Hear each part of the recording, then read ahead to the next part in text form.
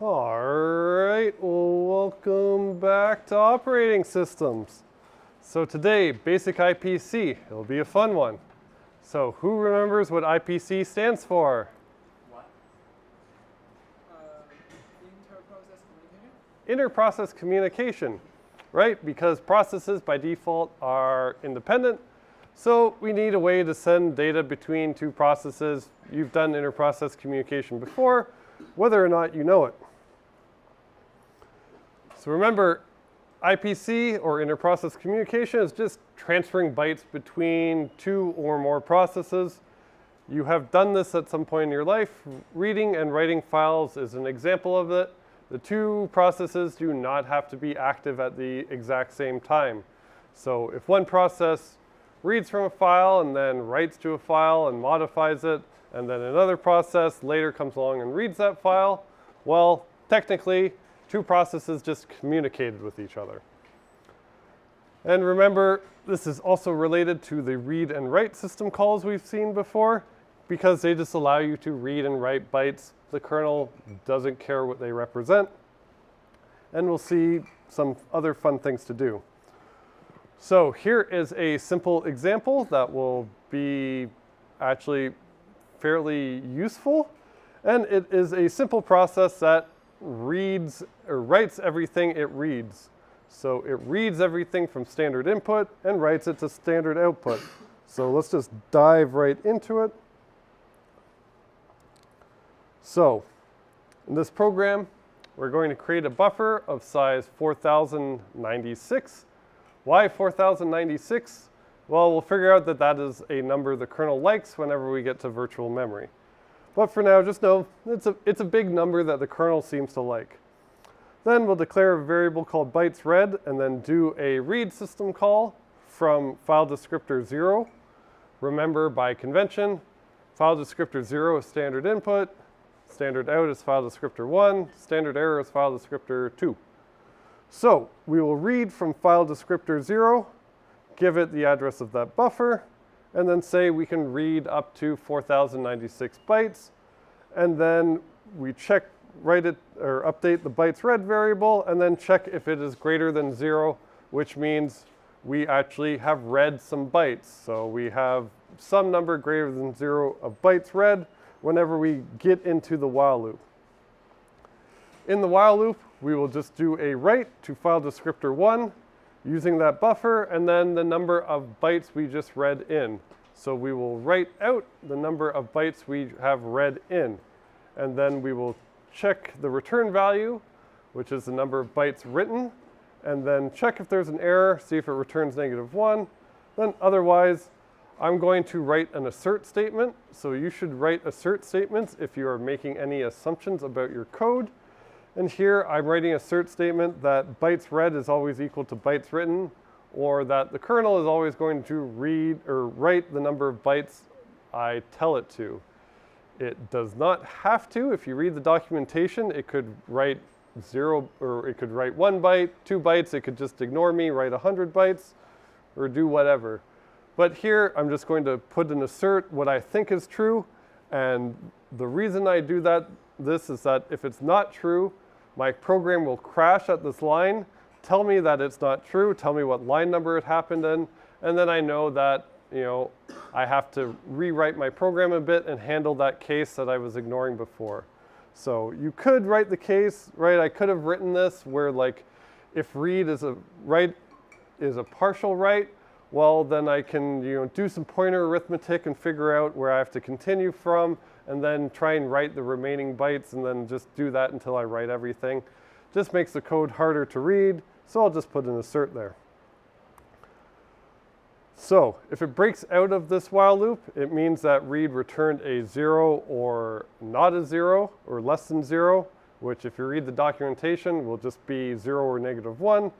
So if it's -1, it's an error. I'll print my error message, and then I will assert that the documentation did not lie to me, and that bytes read is equal to 0 if there's not an error, and it's not like -2 or something.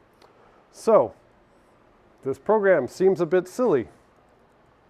If I run it, it doesn't look like it does anything. how do I make this program do anything? Any guesses if it's just reading from standard input? You need to give something. Sorry? You need to give it an input. Yeah, well, I could just type something, right? And then press enter, and guess what? It just repeats it. Why does it repeat it? Well, I type in hello class, and then in my terminal, I press enter, and then this process would read what I typed in from standard in, because my terminal has done the translation. It would read hello class with a new line from standard in, and then it would just write it to standard out. So I get the same thing again. Yep. Does that mean standard read will always read the line break character as well? Oh, yeah, so there's a question about the line break, and yeah, it will always read the line break, and read won't happen until I hit enter there's some implementation reasons for that.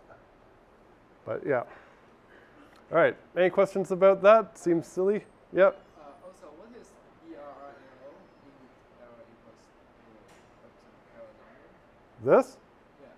So this is just, so for all of the C functions, if there is an error, they return -1 and then set this global variable.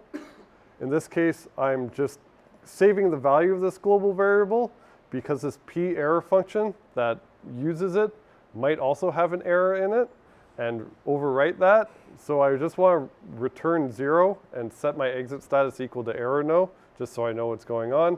So I have to save it before I call it. Because, yeah, guess what? P error can have an error, and here even I check if write has an error.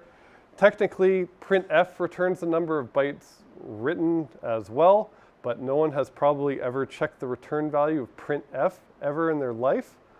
So you technically should, but you probably never have. So, but in this case, it's I'm trying to set a good example. So, yep. Sorry, I missed it, but why is it repeating again? So why is it repeating? So anything I type here, my terminal is displaying for me, and it's not actually being sent to that process until I hit enter, and then it sends all that input to the process, and then that process is going to read it and then write it to standard out, which is also my terminal. Where is it reading to standard out? Right here. So I'm reading from file descriptor 0, which is standard in. Oh, okay, right. Yep. If you were just press enter right now without putting it full screen, would it just leave the program because it doesn't read any bytes? Nope. Yeah, so the question is if I just hit enter, we'll just exit the program because I haven't read any bytes. Well, guess what? Enter is a new line character, which is a byte. Yeah, so it won't exit here. So if I want to end this, does anyone know how to actually end this? Probably not. Control what? D. Yeah. So in your terminal, if you hit Control D, that means to your terminal, I'm done interacting with this process. I'm not going to type anything else. Just close it. And it's supposed to kind of represent an end of file. You might have been taught before there's like an end of file character you have to read for a file. Has anyone been taught that before? Yeah, they lied to you. At least on Linux, that's a complete lie. So an end of file character doesn't exist because that wouldn't make sense. Because whatever byte that represents, you just couldn't write that to a file, which would just be really weird. So on Linux at least, and Unix and Mac OS and everything, the only way to know that there's an end of file is if read returns 0, and that's the only way. So if read returns 0, that means you read 0 bytes, and it also signifies that there is no more input to come. So in the case of my terminal, if I hit Control D, that means no more input to come. There's nothing else coming. You can stop. And if this was a real file, well, then it would read to return 0, which would signify end of file. There's no end of file character. That does not exist. So this might seem silly. Yep.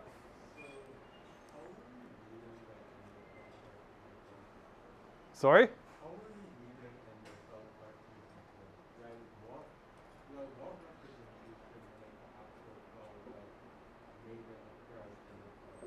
So how were you reading a file before that had an end of file character? Well, if you were using Linux, it was using read, and then whatever library you were using made up an end of file character for you to read. They just made it up. But if you strace it, you're never going to find it because they just made it up. So strace is like the truth of everything, right?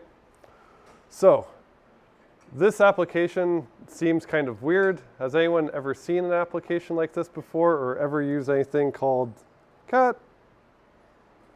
Yeah, I see some heads. Well, guess what? If I just run cat,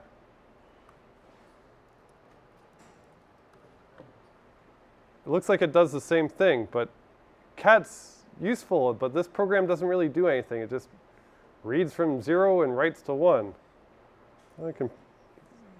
Turns out that's actually really useful. Yep.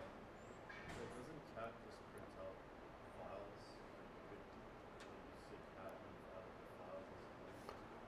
files? Yeah, the question is, well, doesn't cat just print out the files? Yeah. So if you have like source code, for example, in a directory. Yeah, like that. I don't know if I forgot. Yeah, well, I could use cat like that and then get a file, but jumping ahead a little bit. So let's go see why this is actually useful. So again, just so you have it, read just reads data from a file descriptor. There's no end of file character, doesn't exist. Read just returns 0 bytes read whenever there's no more possible input. So if it's your terminal, it means the user's not going to type anything more. If it's a real file, it means you're at the end of the file. But again, remember, file descriptors represent more than just files. And same disclaimer, please check for errors. You're just going to make your life a lot easier, even if you're not expecting any errors to happen when you run your program. When you're writing it, trust me, you're going to want them. Then remember, write, oh, yep.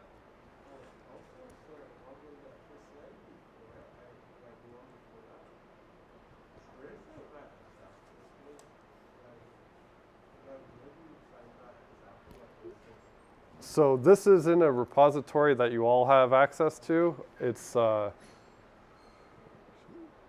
like, you know how the upstream is like student ECE 35 whatever, 3, wow, I forgot the course code, 344.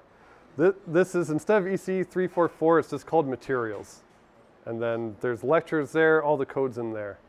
And I think I put it in one of the earlier lectures too, all instructions. I think in lecture 2, there's also a link. All right, so here too, so writes data to a file descriptor, returns the number of bytes written. You technically shouldn't assume it's always successful. Same thing, if you want to save error no, you have to save it. And then also as a caveat, well, whenever you're interacting with that, so like just interacting with the terminal there, that's inter-process communication. And whatever I am reading from, well, some other process was writing to that file descriptor.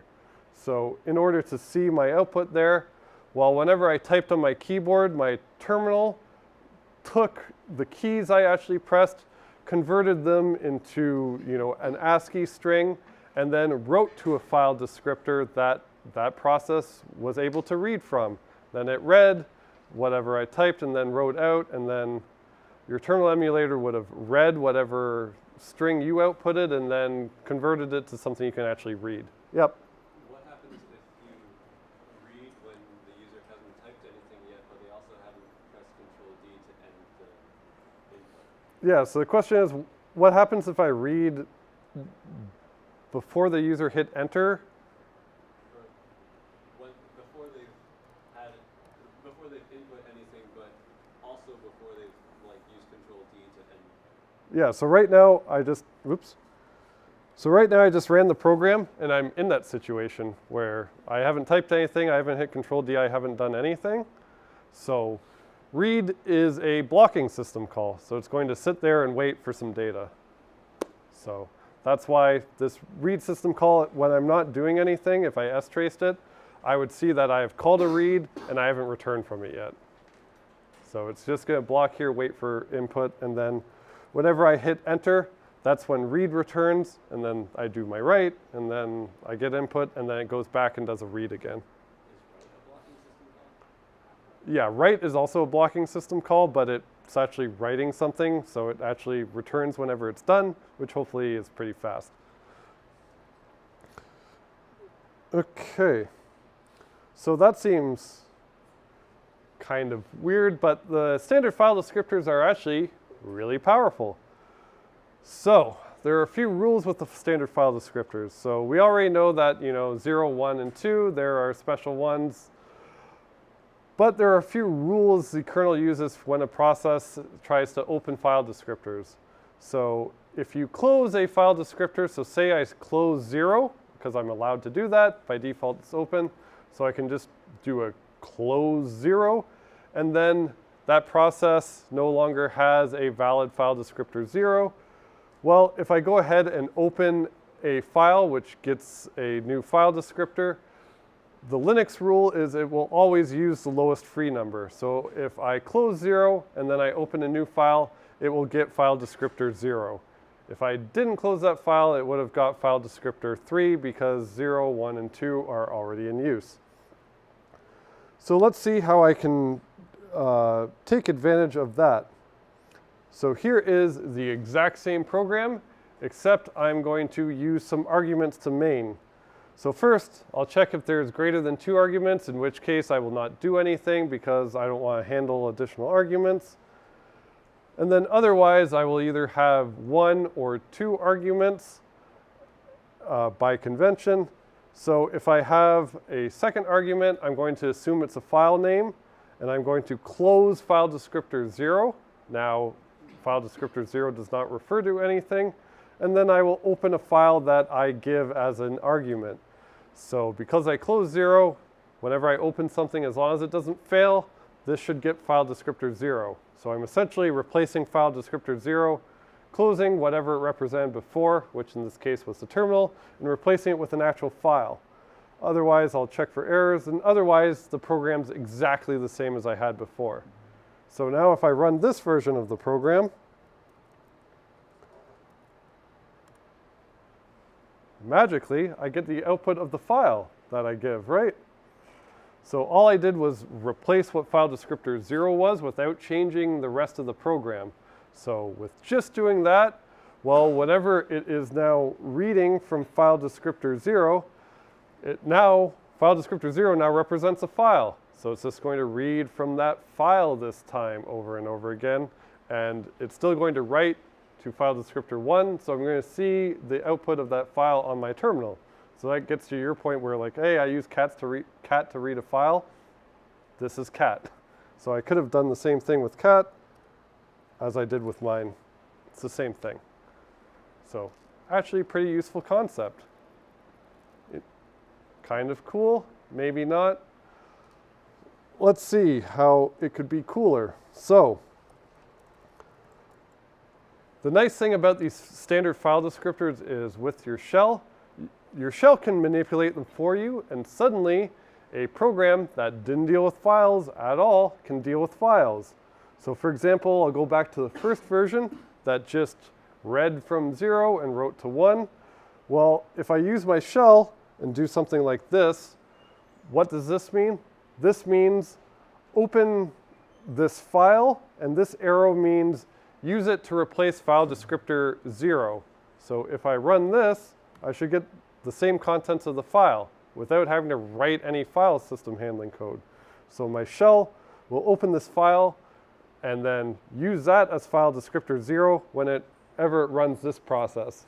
And just using the standard file descriptors, you can interact with files without writing anything that actually handles files, right? That's the power of file descriptors and being super abstract. It could represent anything.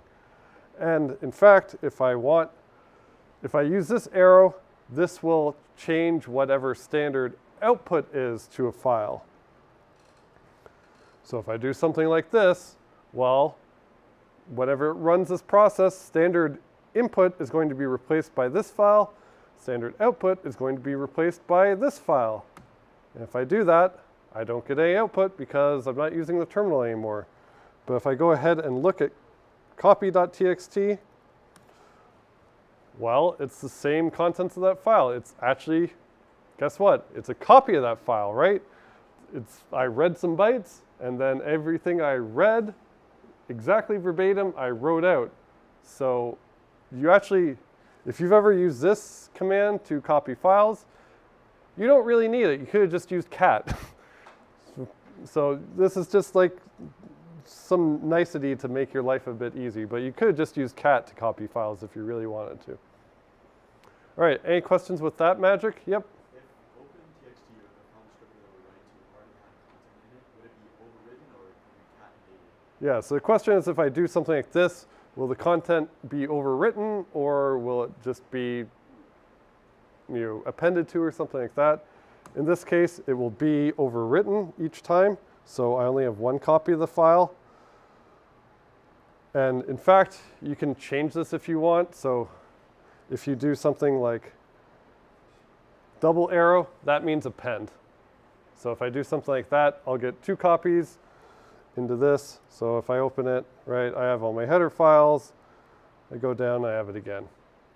So there's some nice shell things you can do, but the reason you can do them are because everything uses the standard file descriptors. So that's, if everyone agrees on the convention, magical things happen. All right, any questions with that? Kind of cool. All right, we agree. So here is that. So your shell lets you redirect standard file descriptors. Really fun. There is this really fun one too that I didn't show that lets you redirect input across multiple processes. So you'll see this character here, this line or bar. Well, it's called a pipe because it kind of creates a data pipe between 2 processes. So what this does is takes the output of the process on the left. So whatever this writes to standard output, it connects it to this process. So whatever this process reads from standard input will come directly from this process's standard output. So if I do something like this, go back. So if I do something like this, I see the content of the file and it goes between 2 processes. So this process would write the contents of that file to standard out. And then because of this character here, this pipe, well, this process would be reading anything it outputs to its standard in. And then again, it just writes to standard out, which is the default terminal. So we go ahead and see it from the terminal. In fact, with cat, I can chain this over and over and over again because cat just reads and writes. It doesn't really care. So if I do something like that, I'm essentially just creating a bunch of processes and just moving the information between processes and just wasting a bunch of time. But I get the same output. But yeah, it's kind of fun. Or I guess it depends on your definition of fun. Mine's probably way different than yours. So, any questions about that fun redirection, all that stuff? Yep. Actually, I'm still not quite sure why this double arrow means appending the file. Does that mean there's a file descriptor specifically for appending the file? Yeah, so that's the question. So why does the double arrow mean append? Is there a file descriptor specifically for appending? So if you look at the if you look at the documentation for open, you're allowed to open a file for appending. So that's just what it does for you if you just do a double arrow. Your shell knows that double arrow means I'll open this file. Instead of opening it brand new, I'll open it for appending. So the shell will open that file for appending and assign it to a file descriptor 1? File descriptor 0. No. So it will assign it to, oh yeah, sorry, 1. Yeah, 1. Arrow going that way. Yes, 1. Sorry. Yes, 1. Okay, so on to something new then. Signals. So a new form of IPC. So they are interrupts. We all love interrupts, don't we? Okay. Yeah, that's about it. So signals should form about the same reaction. They are a pain in the butt, and we'll see a bit reason why. So someone told me before, whenever if I got stuck running this program, how do I get out of it if I don't know how to press Control D? Well, I can press Control C. Anyone know what Control C actually does? Copy. Sends signal. Wait. So Control C on Linux.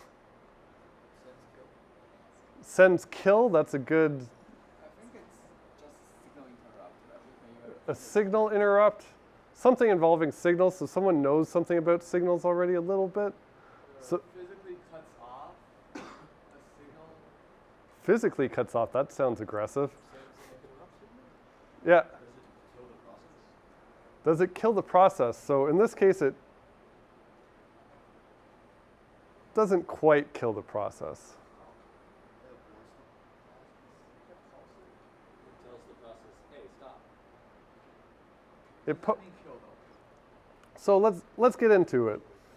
So what happens when you press Control C? Your terminal is going to send a signal to your process, and whatever happens there, it really kind of depends.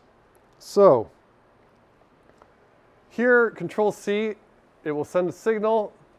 A signal just gets represented as a number in the kernel, and if you send Control C, that is sig int, which is supposed to be sig for interrupt, a signal you want to interrupt the process. In Python, you might have seen like a keyboard interrupt or something like that. It's just a nice way of saying the signal.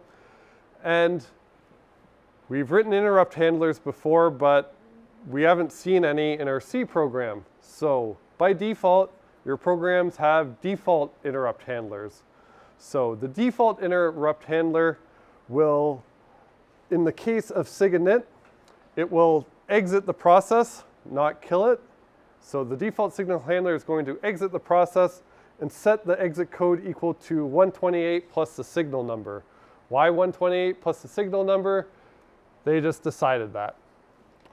So if we go back and look at the code, this number at the bottom here actually represents the exit status of the last process I ran. So when I press Control C, the default signal, I sent a signal to that process. The default signal handler ran, and it called exit with 128 plus the signal number. So if it exited with 130, what was the signal number of interrupt?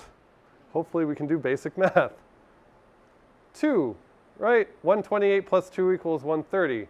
So the number for Control C or sig interrupt must have been 2.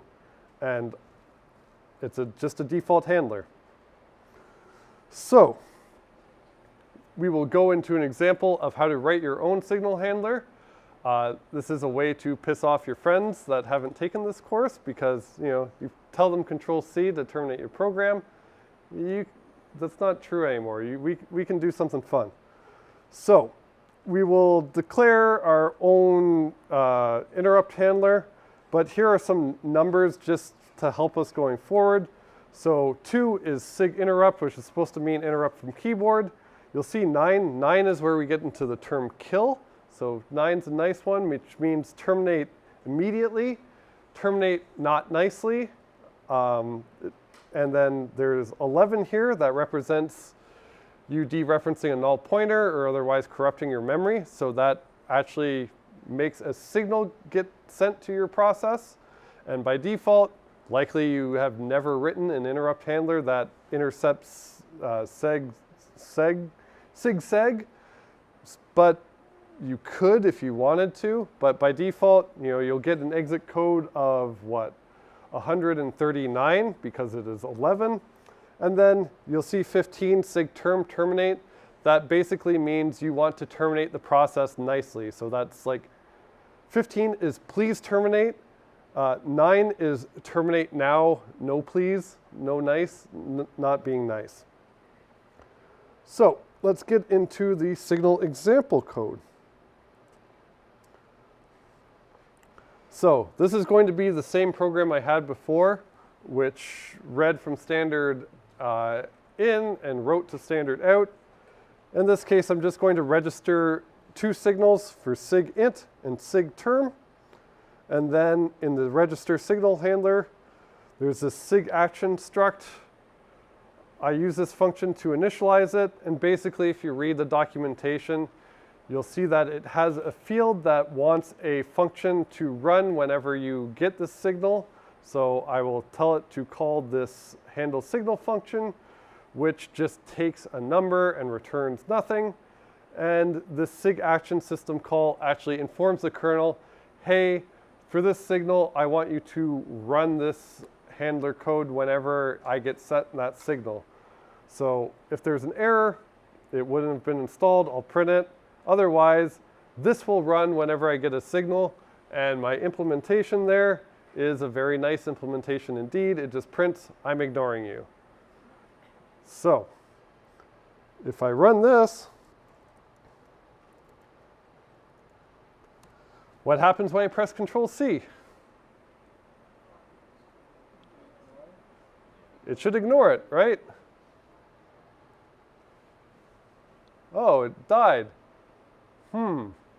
This is why it is good to program defensively. So I got an error here.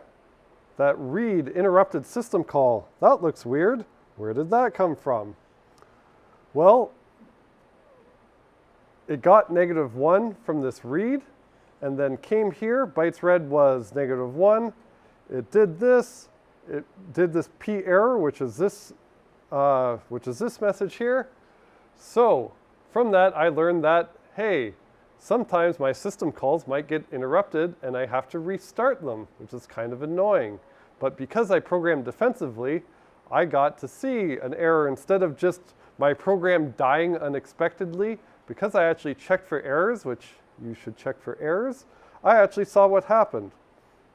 So I can go ahead and write this version of the program, which checks in the loop that if I got an error, it can check error no, and then this eInt error, that just represents interrupted system call. You just have to look at the documentation for this magic number. The developers of the C standard library do not like to make your life easy because that is not obvious and it looks really ugly, but that just means interrupted system call. So in this case, if there's an interrupted system call, I know it's not really an error. I can just continue and then just restart the loop and just call read again. So I can just handle this and carry on. But now I know that, hey, that can happen. So now if I run this version and I hit Control C, what's going to happen? Well, hopefully, it just ignores me. So if you gave this program to someone you didn't like in APS 105, they probably couldn't quit it. Probably your friends that haven't taken this course yet would have no idea what to do. Anyone want to tell me what to do in this case? Shut down the computer. Shut down the computer is that would work. Close my terminal. Yeah, close my terminal would technically work because of that reason, but assume I ignored that too.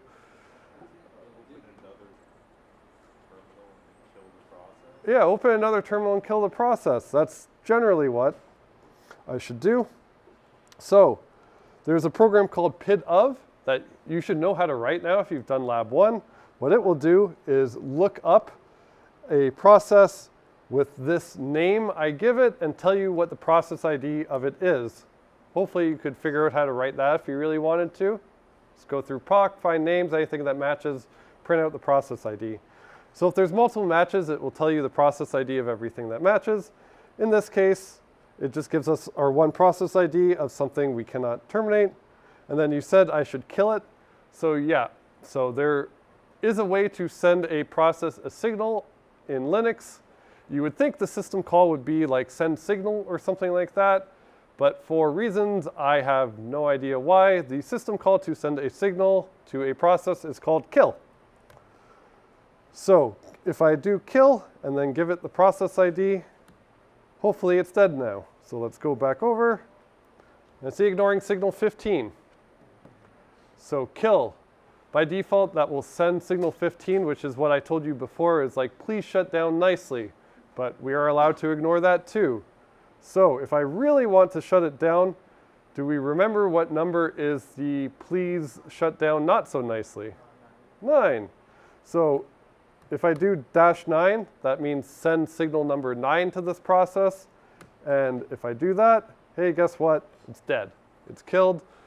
Now we learn the word kill. So now we know how to like kill orphans and children and stuff like that. So yeah. So that's fun. So if I went ahead, oh yeah. Why don't we always just use kill? So the question is, why don't I always just use kill -9 to kill processes? So kill 9 is violent, like it just ends the process. So ideally, the reason you have please end nicely is for a normal program, if you request it to shut down, well, it probably has a bunch of open files and stuff, and it doesn't want to have, write the files in a corrupted state. So if you just killed it straight up, it might corrupt things. So the idea is you ask it to shut down nicely, then it writes out any files, does some cleanup code that it needs to do, and then terminates itself nicely after cleaning itself up.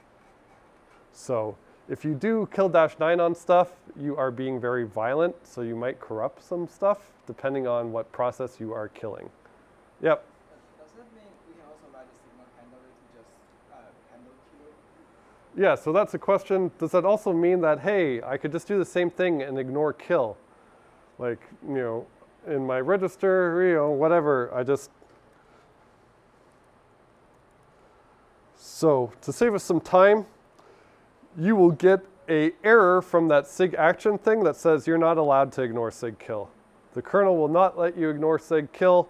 You have no option. You don't get to handle it. The kernel just kills your process. What if we change the compiler and somehow let it ignore? Yeah, so the question, what about if we change the compiler and let it? So the answer to that is it's going to run as a process. The kernel has control over it, and it has to make a system call to register signal handlers. C doesn't do it for you. So the kernel would just say no. Yep. God damn it. Question, what happens if I did...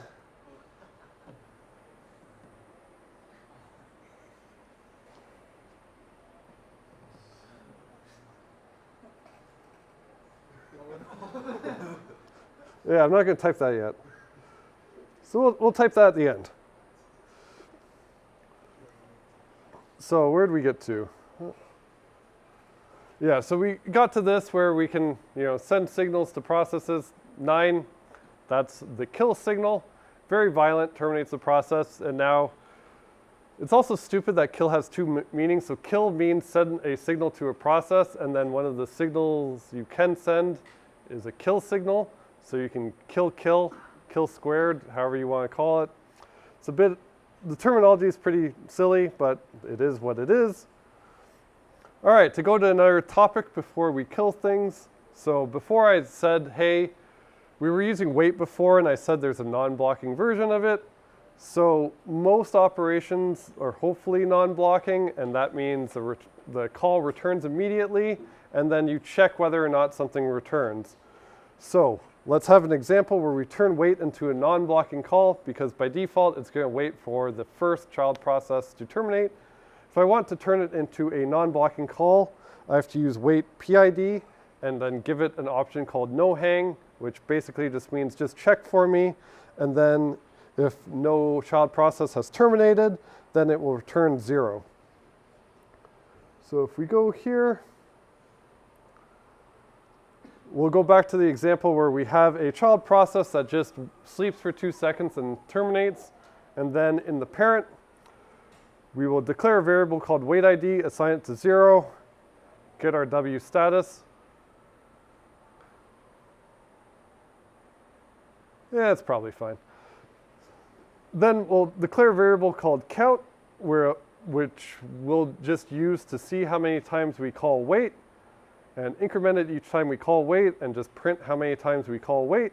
And here we'll call wait PID with the process ID of our child, because we're the parent, so we get a fork returns the process ID of the child. so we can wait specifically for our child process. If we want to do the same thing as the wait system call, where it's the first process, you don't care, you can just use -1 if you want. So -1 means I don't care, I want the first child, but we can wait for a specific child and then use the no hang option. So if I go ahead and run this,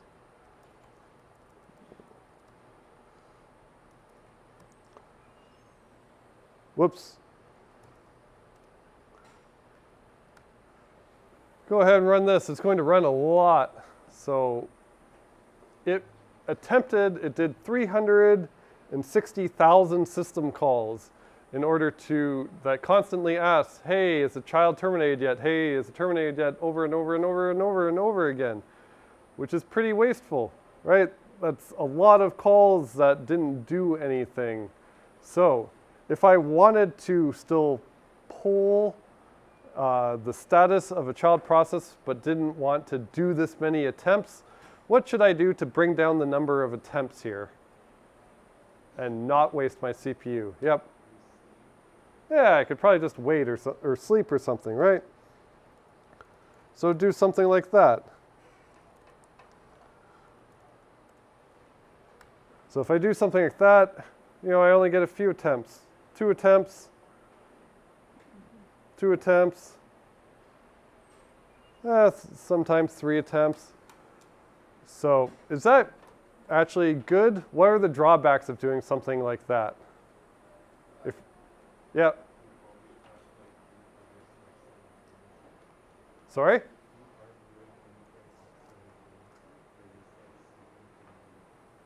Yeah, so I'm sleeping a bunch of the time, so I might get unlucky.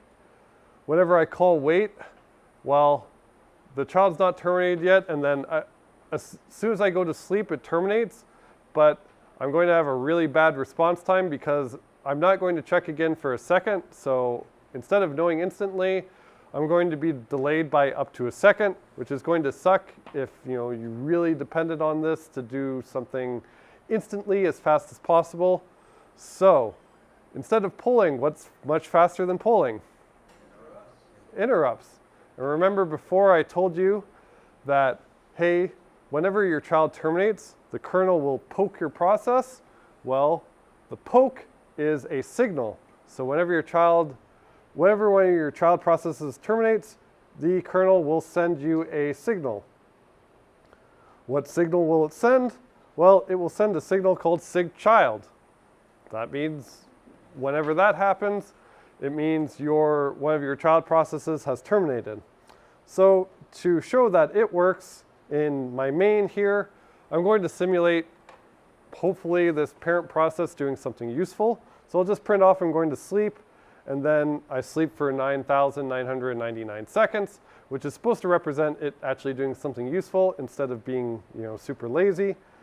And then because of that, whenever this child process dies, the kernel should send a sigchild signal to you. And since we registered it, in order to clean it up immediately in our handle signal, we can do our wait PID here. I don't know why that. So we can do our wait PID here in our signal handler, and then as soon as that child process terminates, it's a zombie. We can clean it up immediately because we call wait PID on it. And in this case, this program is just cleaning it up as fast as possible, and it doesn't really care otherwise about the child process. So, can do that. The main process goes to sleep, and then immediately we get that child signal, and then we wait for it, we clean it up, and in this case, we also exit in that signal handler, but we didn't have to. So, any questions about that?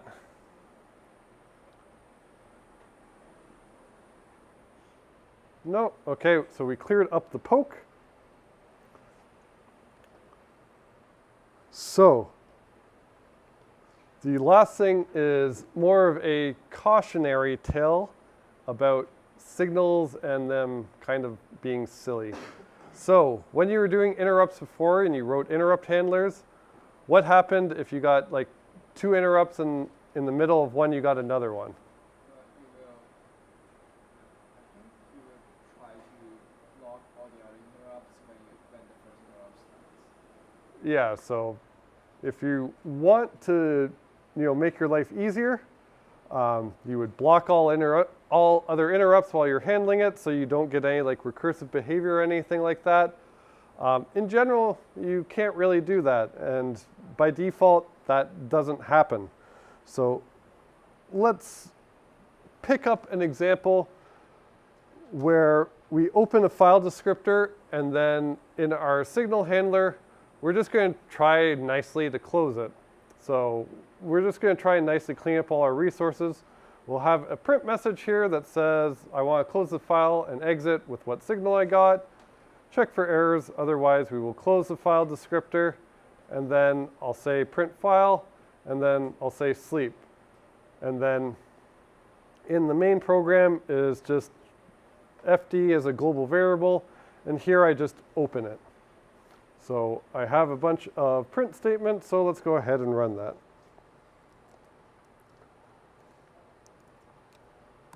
So if I run that, just to make my life easier, I printed out the process ID of the process. So if I go ahead and I try to kill it, it should try and nicely close that file descriptor, which I didn't give it as an argument.